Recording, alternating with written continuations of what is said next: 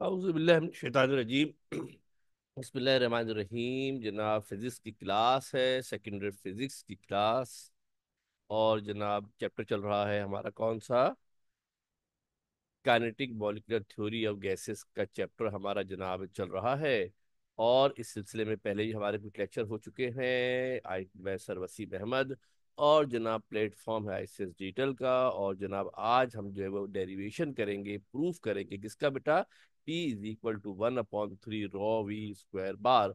This is one of the most important topic of this chapter. लॉन्ग के हवाले से ये बहुत इंपॉर्टेंट सवाल है। लेक्चर नंबर ये 5 है। इससे पहले हमारे 4 लेक्चर हो चुके हैं।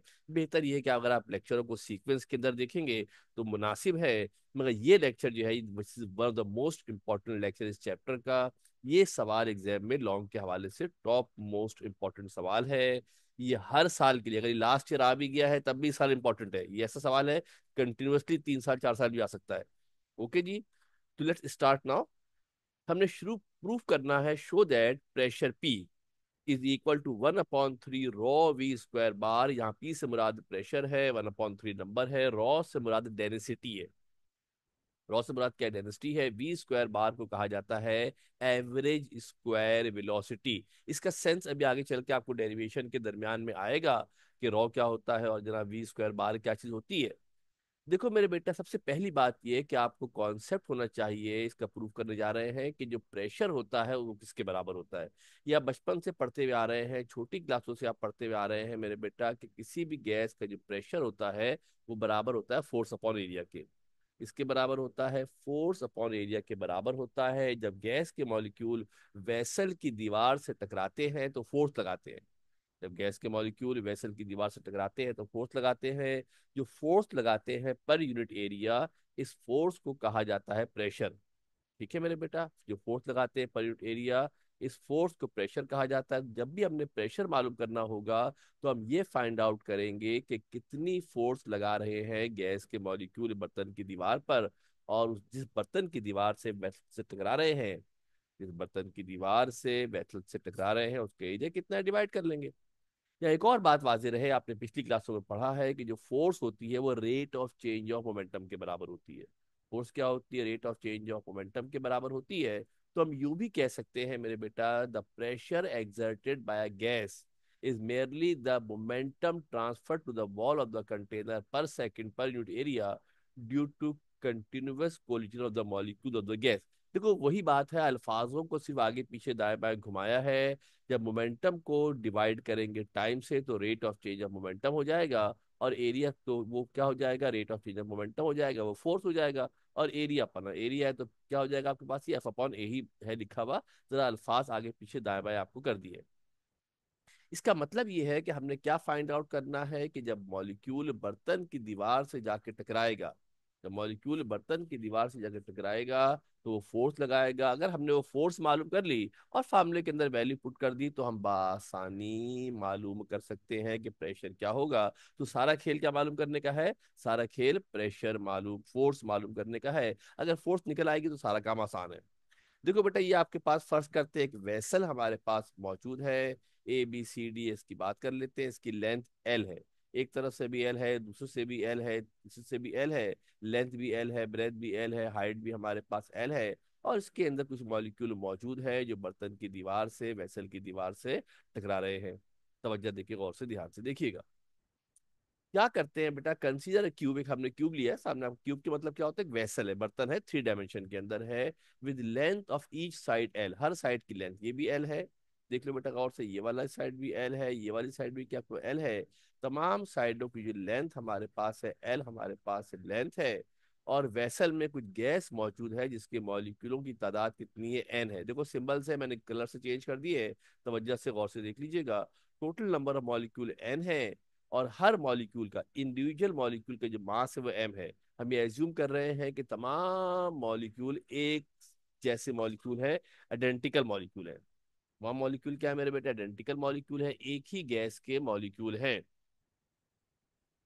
लिहाजा तमाम मॉलिक्यूलों का जो मास है क्या होगा बेटा?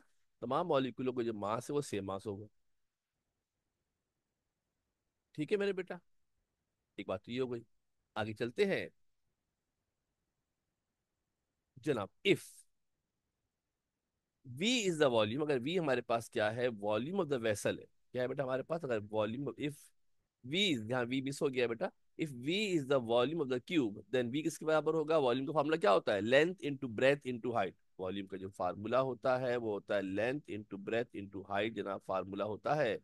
तो हमें पता है मेरे बेटा कि यहाँ पर लेंथ भी एल है, ब्रेथ भी एल है, हाइट भी एल है, लिहाजा इसका वॉल्यूम क्या हो जाएगा, एल क्यूब हो जाएगा। यहाँ हम लिख के दिखा सकते थे आपको, मगर काफी लंबा हो जाएगा, ऑलरेडी काफी लंबा प्रूव हुई है। तो जो वॉल्यूम होगा वो एल क्यूब हो जाएगा, length into breadth into height के फार्मूले से निकाला है, ख्याल रखिएगा। और हर साइड का जो एरिया होगा, एरिया क्या होता है, एरिया होता है लेंथ इंटू ब्रेथ। तो हर साइड की डायमेंशन क्या है, एल है, लेंथ भी एल है, ब्रेथ भी एल है। तो तमाम साइडों का जो एरिया होगा, वेसल की जितनी भी साइडें हैं, उन तमाम साइडों का जो एरिया होगा वो किसके बराबर होगा, देख लो बेटा गौर से। एरिया से मुराद क्या होता है, सरफेस को एरिया कहते हैं। क्या कहते हैं, सरफेस को एरिया जनाब जो कहा जाता है। हर साइज का जो एरिया होगा मेरे बेटा, इसको एरिया कहते हैं। ये पूरा आपका जो हिस्सा कहलाएगा इसको एरिया बोलेंगे। एक साइड का जो एरिया होगा वो किसके बराबर है, एरिया। एरिया हमारे पास जो है एल के बराबर हमारे पास जो है एरिया है, राइट।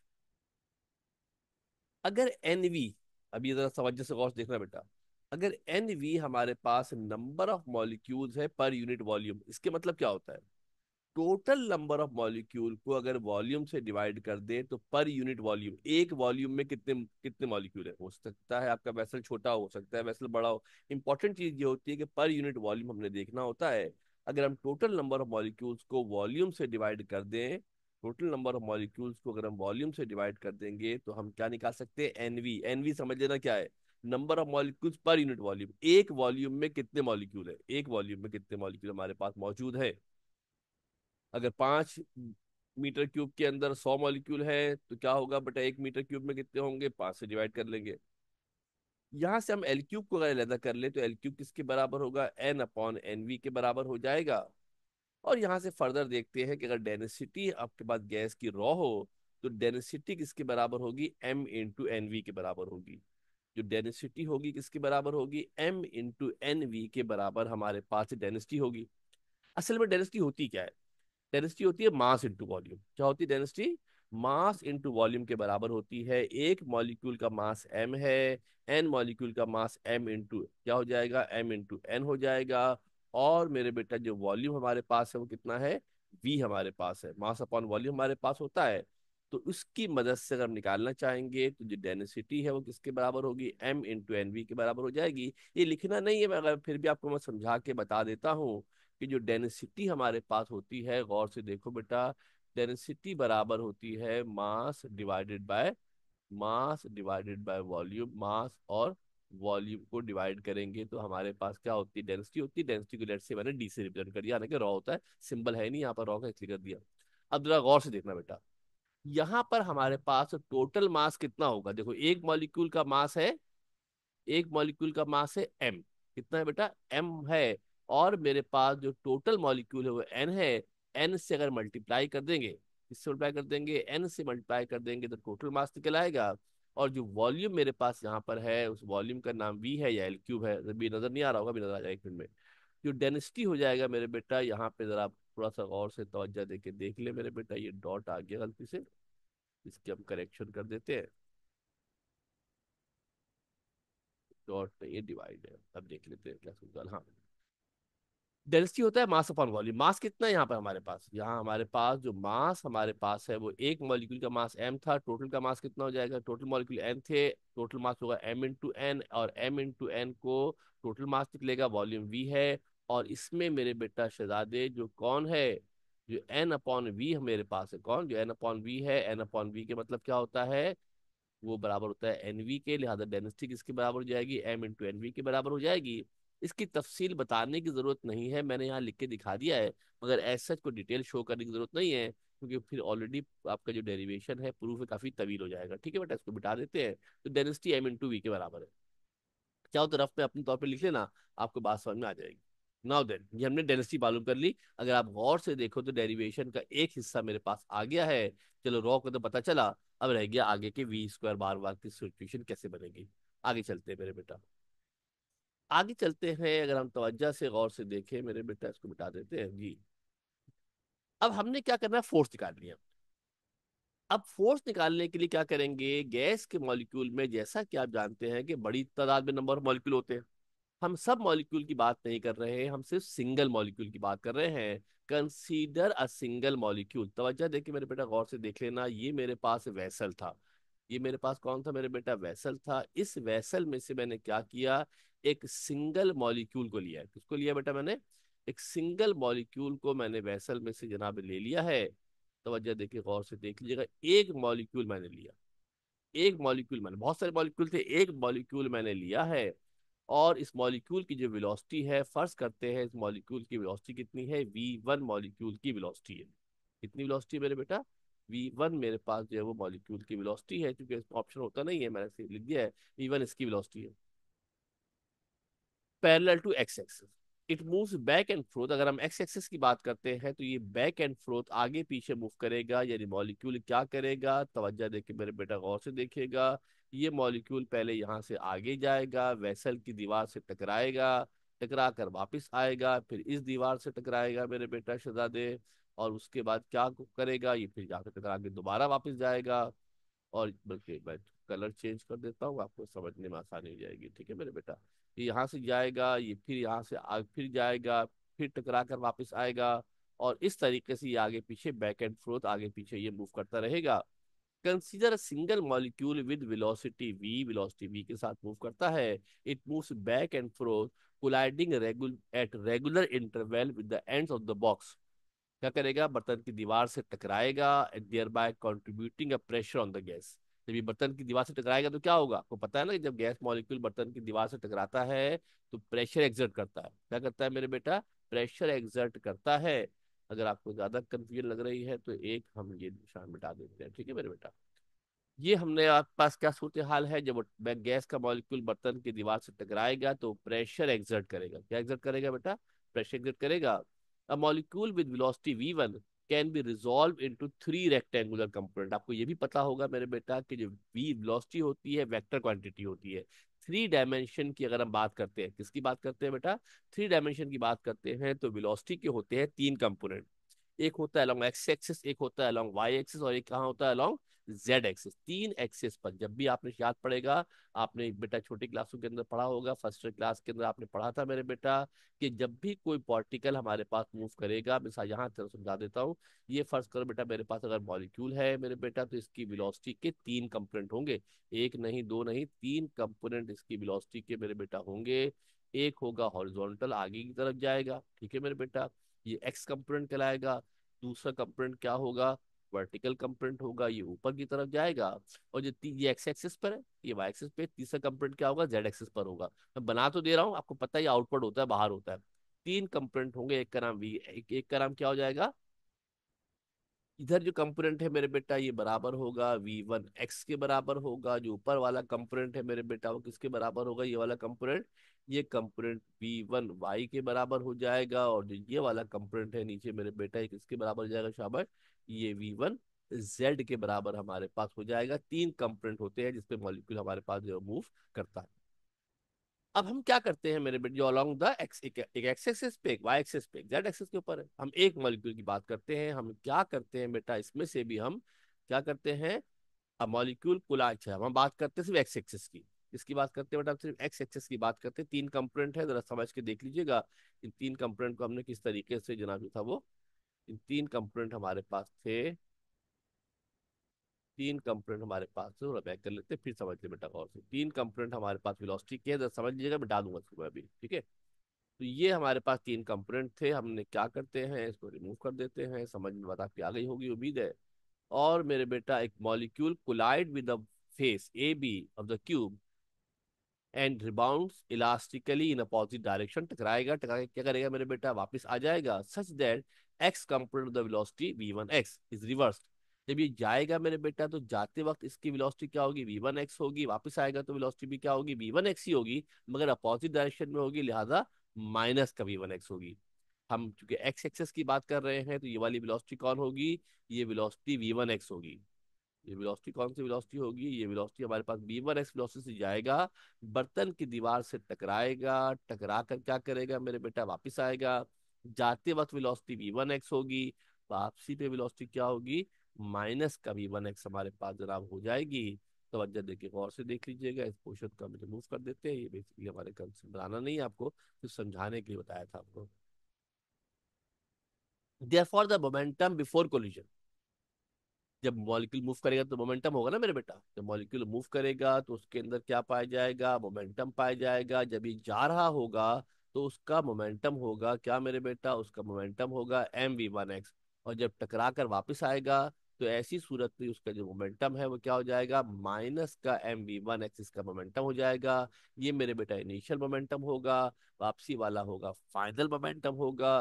जो चेंज इन मोमेंटम है क्या हो जाएगा, बाद वाले मोमेंटम में से या पहले एक में से दूसरे को माइनस करते हैं। चेंज के लिए बेसिकली एक में से दूसरे को माइनस करते हैं, पी आई में से पी एफ को कर लें।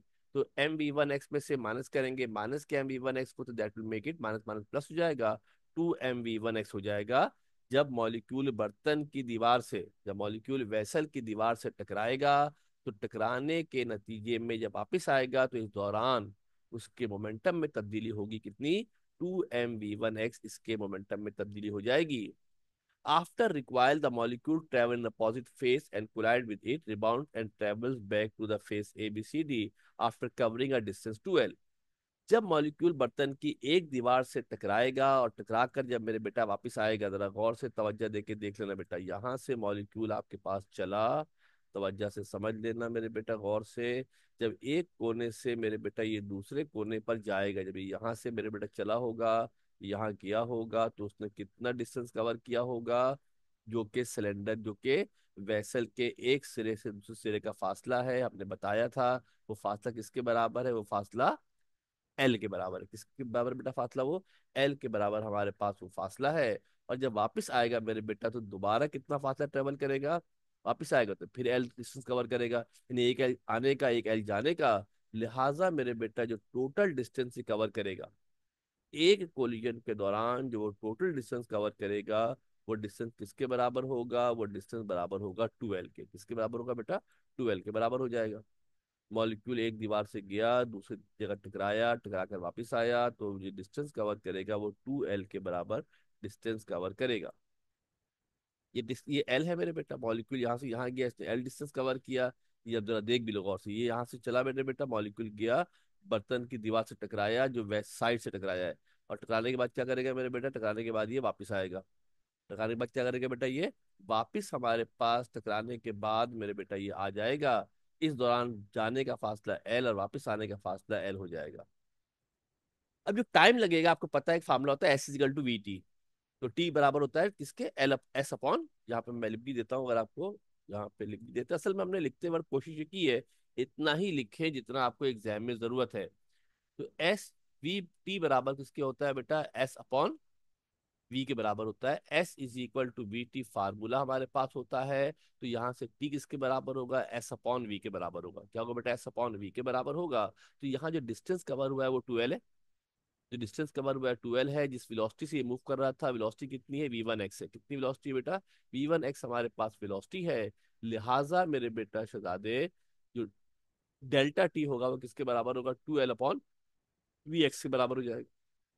2L/VX के बराबर हो जाएगा। ये देखो, ये सब चीजें लिखता ना अगर मैं, तो प्रूफ ऑलरेडी काफी तवील है। अगर और सब बातें लिखूंगा तो ये और ज्यादा बड़ा हो जाएगा।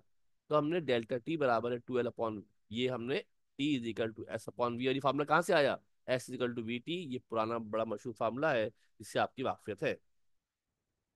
नाउ देन,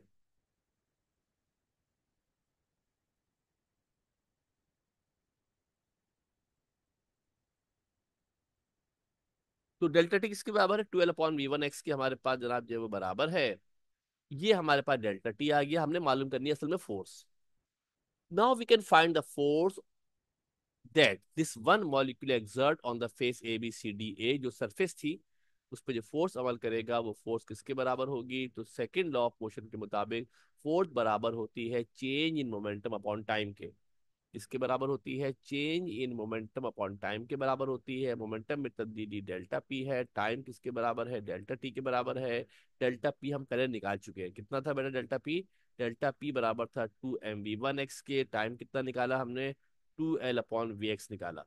गौर से देख लो, समझ लो, डेल्टा पी की वैल्यू हमने फिर पिछली स्लाइड में देख लो, डेल्टा पी की वैल्यू क्या निकाली थी हमने, ये डेल्टा पी हमारे पास है, change in momentum delta P हमारे पास होगा 2m v1x के बराबर था। डेल्टा टी किसके बराबर था, 12/v1x के हमारे पास जना बराबर था, ठीक है।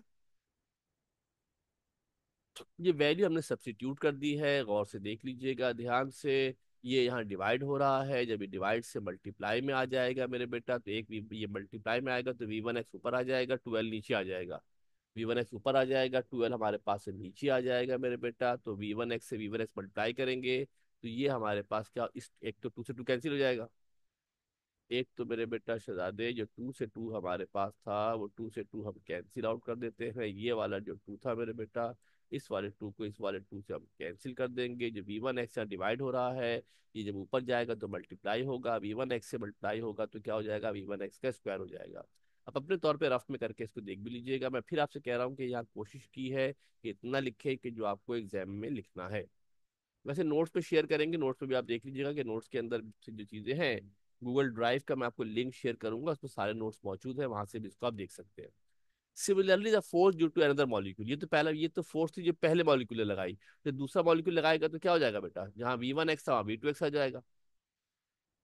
इसी तरीके से दूसरे मॉलिक्यूल की फोर्स लगा सकते हैं। जब v1x की बात करोगे मेरे बेटा शहजादे, और से देख ले, जब हम बात करेंगे किसकी, पहले मॉलिक्यूल की है तो v1x होगा, दूसरे मॉलिक्यूल की बात करेंगे तो v2x होगा, तीसरे मॉलिक्यूल की बात करेंगे तो v3x हमारे पास हो जाएगा।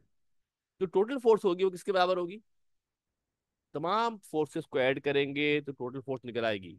तमाम फोर्सेस को ऐड करेंगे तो टोटल फोर्स को हम मालूम कर सकते हैं। एफ किसके बराबर हो जाएगा, F1 + F2 + F3, so on कर लेंगे। F1 किसके बराबर था, mv1x/L के बराबर था। F2 की बात करूंगा तो क्या करूंगा बेटा, सिर्फ जहां पर 1 लिखा था वहां 2 आ जाएगा। F3 की बात करूंगा तो जहां पर 2 लिखा था वहां 3 आ जाएगा।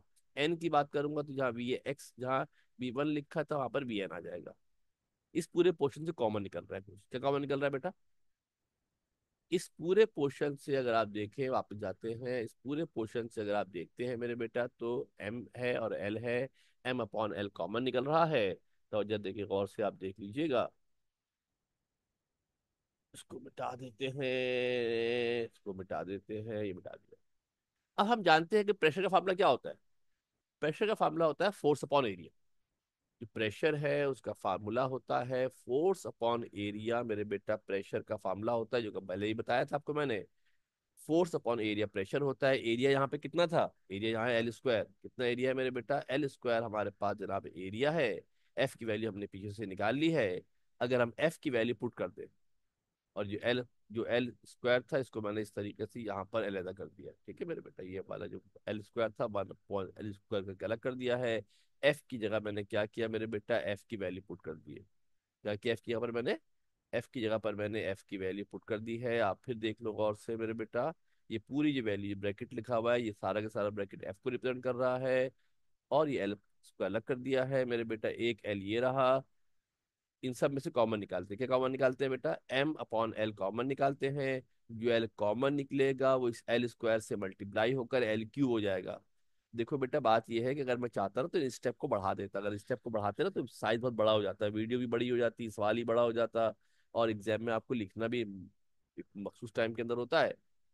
तो लिहाजा दो काम किए यहाँ पर बेटा, एक तो m/l कॉमन निकाला है, और यहाँ से जो एल कॉमन निकला है, कहाँ से बेटा, जो एल हमारे पास कॉमन निकला होगा, इस एल को जब L² से मल्टीप्लाई कराएंगे तो L³ हो जाएगा। क्या हो जाएगा मेरे बेटा, मल्टीप्लाई कराएंगे तो हमारे पास ये L³ हमारे पास हो जाएगा। और आपको ये भी पता है पीछे हमने किया कि L³ की वैल्यू होती है n/nv। L³ की वैल्यू क्या होती है, n/nv हमारे पास L³ की वैल्यू होती है। तो लिहाजा हम क्या कर सकते हैं मेरे बेटा, क्या कर सकते हैं, जहां पर L³ लिखा था वहां पर क्या पुट कर सकते हैं, n/n भी पुट कर सकते हैं। यहाँ पर अगेन हमने काम किया है, गौर से देखो, ये 1/L³ था, जब 1/L³ करेंगे तो 1/L³ के मतलब क्या हो जाएगा मेरे बेटा, nv/n हमारे पास अलग हो जाएगा। ये 1/L³ था ना बेटा, अपॉन में L³ था, L³ की वैल्यू पुट करेंगे तो L³/nv आएगा, ये पलटेंगे तो पलट के हमारे पास जो nv था वो ऊपर चला जाएगा। क्या होगा, पलट के हमारे पास ऊपर जनाब जो है वो चला जाएगा। एक आप एक काम और भी कर सकते हैं कि यहाँ पर आप ये भी कर सकते हैं कि आप जो है वो यहाँ से L³ के साथ आप 1/L³ की वैल्यू को अलहदा भी कर सकते हैं। एक मिनट जरा आप रुक जाए, अगर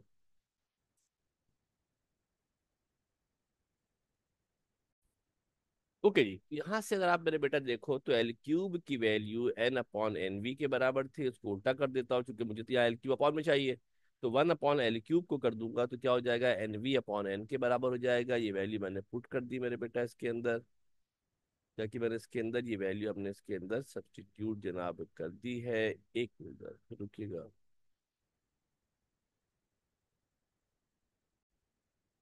ओके देन, तो मेरे बेटा हमने क्या किया कि हमने एल क्यूब की वैल्यू पुट कर दी, तो एन वी मेरे बेटा ऊपर आ गया, एन हमारे पास नीचे आ गया है। अब जरा गौर से तवज्जो देख के ध्यान से देखिएगा, यहाँ मेरे बेटा पीछे हमने किया हुआ है जो एम इंटू एन वी है, ये मास पर यूनिट वॉल्यूम है जिसको डेंसिटी रॉ कहते हैं, पीछे हमने बताया हुआ है। और मेरे बेटा जो एम इंटू एन वी है उसको मास पर यूनिट वॉल्यूम कहते हैं, जिसका नाम डेंसिटी होता है। पीछे हमने डिस्कस किया हुआ था कि एम इंटू एन वी को डेंसिटी कहते हैं।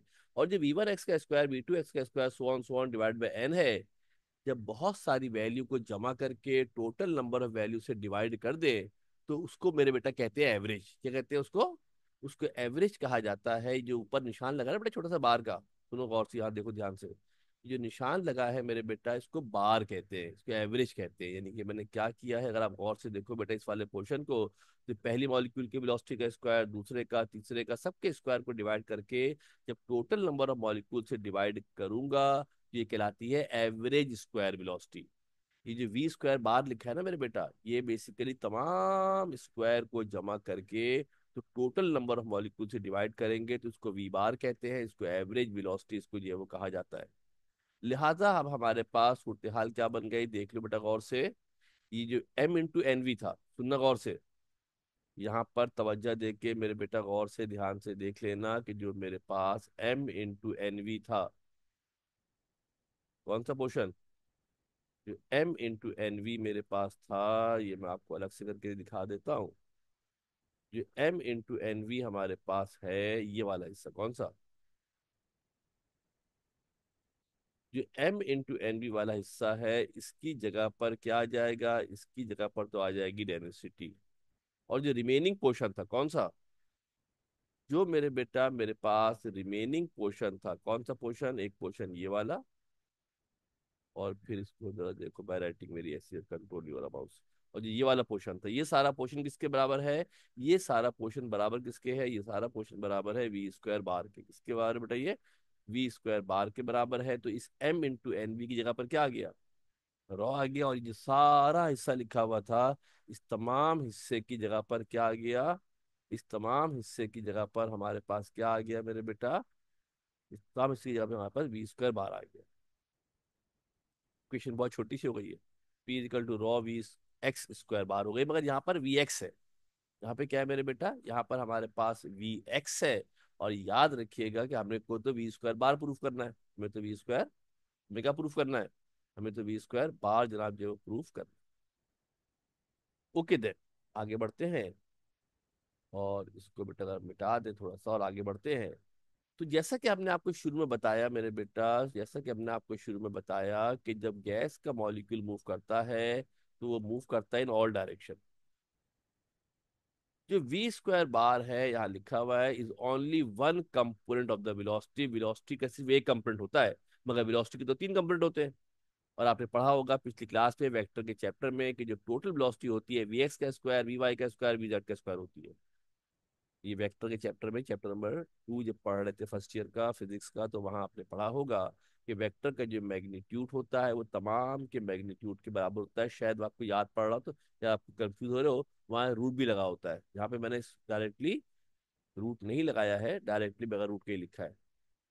तो वी स्क्वायर बार आपके पास किसके बराबर हो जाएगा, वी एक्स का स्क्वायर, वी वाई का स्क्वायर, वी जेड का स्क्वायर जो आएगा। चूंकि मॉलिक्यूल इक्वली, अब ऐसा थोड़ी है कि मॉलिक्यूल को मोहब्बत है कि वो एक्स एक्सिस मूव करेगा, वाई पे ज्यादा करेगा, एक्स पे ज्यादा करेगा, जेड पे ज्यादा करेगा, नहीं। मॉलिक्यूल तमाम डायरेक्शन में मॉलिक्यूल तमाम डायरेक्शन में इक्वली मूव करता है। जब मॉलिक्यूल तमाम डायरेक्शन में इक्वली मूव करेगा तो जितनी वैल्यू वी एक्स की होगी, इतनी वैल्यू वी वाई की होगी, इतनी वैल्यू किसकी होगी, वी जेड की वैल्यू हमारे पास होगी। वी जेड की वैल्यू भी हमारे पास बराबर वैल्यू हमारे पास जो वो होगी। अब क्योंकि मॉलिक्यूल तमाम डायरेक्शन में मेरे बेटा इक्वली मूव करता है, इसके मतलब जितनी वैल्यू वी एक्स की होगी, इतनी वी वाई की होगी, इतनी ही वी जेड की वैल्यू हमारे पास होगी। अगर हम सारी वैल्यू उसके अंदर पुट कर दें मेरे बेटा शहजादे, तो क्या देखेंगे, वी स्क्वायर बार क्या हो जाएगा, 3 वी एक्स, एक वी एक्स का इसकी जगह पे भी क्या आ जाएगा, वी एक्स का स्क्वायर ऑलरेडी है। जो वी वाई का स्क्वायर है इसकी जगह पर भी वी एक्स का स्क्वायर आ जाएगा, इसकी जगह पे भी क्या होगा, वी एक्स का स्क्वायर हो जाएगा, तीनों के तीनों वी एक्स के बराबर हो जाएंगे। और जब ऐड करेंगे तो क्या हो जाएगा बेटा, 3 वी एक्स का स्क्वायर हमारे पास हो जाएगा। यहाँ पे 3 मल्टीप्लाई हो रहा है, दूसरी तरफ जाएंगे तो मेरे बेटा क्या हो जाएगा, डिवाइड हो जाएगा। जब डिवाइड हो जाएगा तो वी एक्स स्क्वायर की वैल्यू कितनी हो गई, 1/3 वी स्क्वायर बार के बराबर हमारे पास वैल्यू हो गई है। जैसे कि हमने पिछली स्लाइड में देखा था कि हमने पी मालूम कर लिया था कितना, पी किसके बराबर था, पी बराबर था रॉ वी एक्स स्क्वायर के बराबर था। इसमें क्या करेंगे मेरे बेटा कि अब जहां पर वी स्क्वायर बार, हम जहाँ वी एक्स स्क्वायर था वहां पर हम क्या पुट कर देंगे, 1/3 वी स्क्वायर पुट कर देंगे। क्या करेंगे, 1/3 वी स्क्वायर पुट कर देंगे। क्या करेंगे, 1/3 वी स्क्वायर हम जनाब जो पुट कर देंगे। तो सिंप्लीफाई कर लेंगे तो क्या बन जाएगा, पी बराबर कितना हो जाएगा, 1/3 रॉ वी स्क्वायर बार के बराबर हो जाएगा। ये हमारी डेरिवेशन थी, ये हमारा प्रूफ था। थोड़ा सा ट्रिकी है, ट्रिकी क्या है, लेंदी है, साइज इसका बहुत ज्यादा है। हमने ऑल्दो की बड़ी भरपूर कोशिश की है कि इसको मिनिमम से मिनिमम साइज पे रखा जाए। यही वजह है कि एक दो स्टेप मैंने यहाँ पर लिखे भी नहीं है, अगर लिखते तो स्लाइड और ज्यादा बड़ी हो जाती, इसका साइज और ज्यादा हो जाता। ठीक है जी, किताब में तो और भी छोटा है, मगर कि उसमें डिस्क्रिप्शन नहीं है। यहाँ जितनी डिस्क्रिप्शन बढ़ाएंगे साइज इतना ज्यादा हो जाएगा। ये भाई लॉन्ग के हवाले से बहुत ज्यादा इंपॉर्टेंट सवाल है, बहुत तवज्जो से ध्यान से इसको कर लीजिएगा। मल्टीपल टाइम लिखिएगा, फर्स्ट टाइम लिखेंगे मुश्किल लगेगी, सेकंड टाइम लिखेंगे तो आसान हो जाएगा, थर्ड टाइम लिखेंगे और ज्यादा आसान हो जाएगा। तो मल्टीपल टाइम इसको लिखे, जिससे क्वाइट इंपॉर्टेंट वन, बहुत ज्यादा इंपॉर्टेंट है, बहुत अहम सवाल है। साइज इसका हमने छोटा करने की कोशिश की है। अगर आप चाहें तो जो स्टेप हमने समझाए हैं बताए हैं, अगर प्रॉब्लम आपको लग रही है तो मुझे बेटा शहजादे जो कमेंट के अंदर बता देना, मैं जो है उसकी जो स्टेप हमने डायरेक्ट किए हैं वो भी ऐड कर दूंगा, तो साइज और ज्यादा बड़ा हो जाएगा। मगर लिखने की जरूरत नहीं एग्जाम में ना, काफी इतना इनफ है। अभी भी इसके साइज बहुत ज्यादा है, अगर आप इसकी साइज देखोगे मेरे बेटा तो हमने शुरू किया था 1 2 3 4 5, तो 5 हमने स्लाइडें थी जिससे हमने इसको जनाब अली था वो डिस्कस किया था, 5 स्लाइडें हमारे पास इसके अंदर मौजूद है। ठीक है मेरे बेटा, तो उसको जरा ध्यान से तवज्जो देके देख लीजिएगा, कर लीजिएगा, फिर इंशाल्लाह नेक्स्ट क्लास में आएंगे तो फिर नेक्स्ट हम वीडियो जनाब देखेंगे। ये बहुत इंपॉर्टेंट है जनाब अली, बहुत ध्यान से तवज्जो से कर लीजिएगा। ओके जी, थैंक यू, अल्लाह हाफिज़ जी। अपना घर वालों का ख्याल रखिएगा। नेक्स्ट वीडियो में इंशाल्लाह मिलते हैं, जिसमें हम इसके एक और छोटा सा प्रूफ है वो भी करने की कोशिश करेंगे। ओके जी, थैंक यू, अल्लाह हाफिज़।